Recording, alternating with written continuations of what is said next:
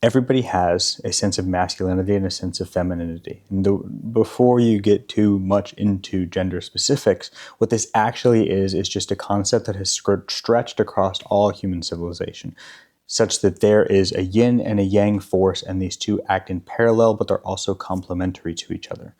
One, which I call the masculine in this reference, is taking what is internal and making it external. So you have a thought about how the world should be, and then you recreate that existence in grounded reality.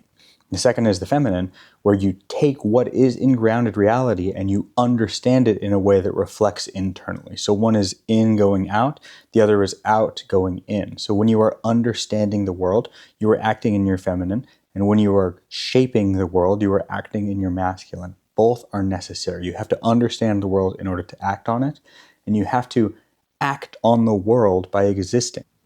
The most common complaint now seems to be a sort of victim mentality, which is a hyperextension into this feminine dynamic where the world is acting upon you. And if you want your life to change, you have to invert this. You have to act in your masculine. You have to take your desire and make it shape the world around you. And there's two ways to do this. Masculinity comes in two flavors: oppressive masculinity and constructive masculinity.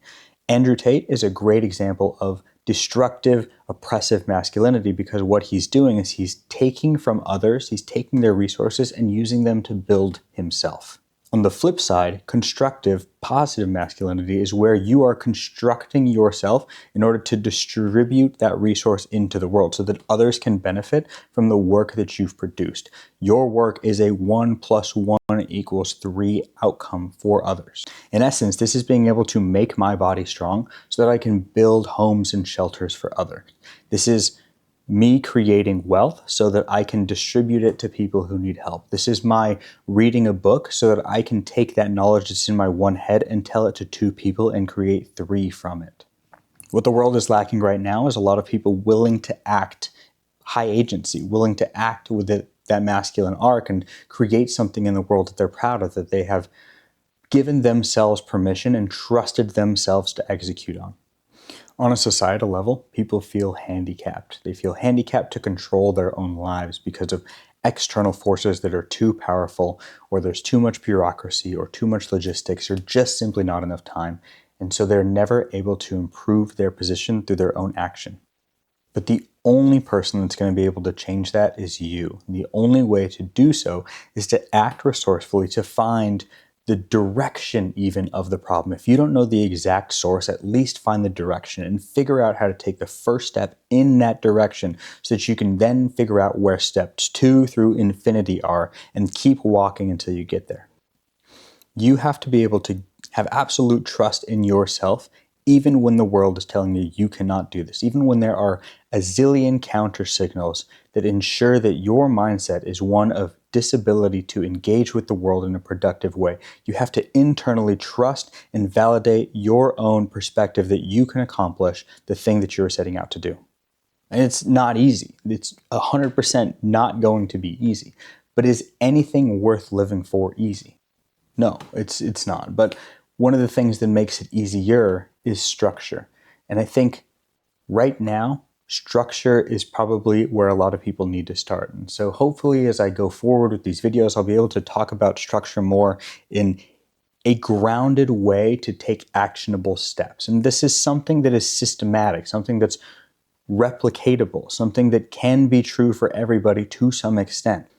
And that, in a nutshell, is why I'm making these videos at all, because it frustrates me deeply to see people so hobbled by their internal belief system, when a simple flip of a decisive switch to engage with the world constructively and to act in accordances with principles of positive growth can change their lives. And really all they need is exposure to the right set of principles. And so I want to give you just a quick example. So my mother has been having headaches recently, and we couldn't figure out what was causing them. There were no new medications, no new behaviors, and so we couldn't understand what they were. And so we operated in a series of experiments. We wanted to figure out decisively whether we can substantiate where the problem was coming from. And so we tracked, well, first we went online. We figured out, how can you even understand where a headache might be coming from? We had a big old list, and then we started picking at each one testing it to see whether or not something would change, testing it in a vacuum to decide, does altering this behavior, does introducing this new behavior change the outcome? Does it reduce the headaches? And what we ended up finding was that musculature of the head is something that can affect headaches. And so we started by looking around at where's the headache at? Does that give us any sort of clue?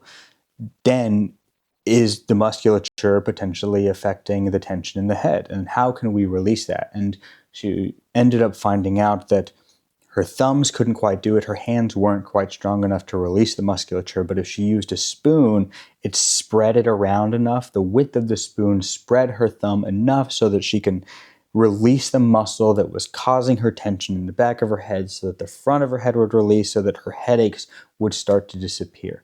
And in the beginning, she was helpless. She was helpless to this pain that she didn't know where it was coming from. She didn't know how to treat it, and she thought the doctor wasn't going to be able to see her for a month. And she went online and she found her own way to solve her problem. And this is a teeny tiny example, but the pattern extrapolates to every other problem in life.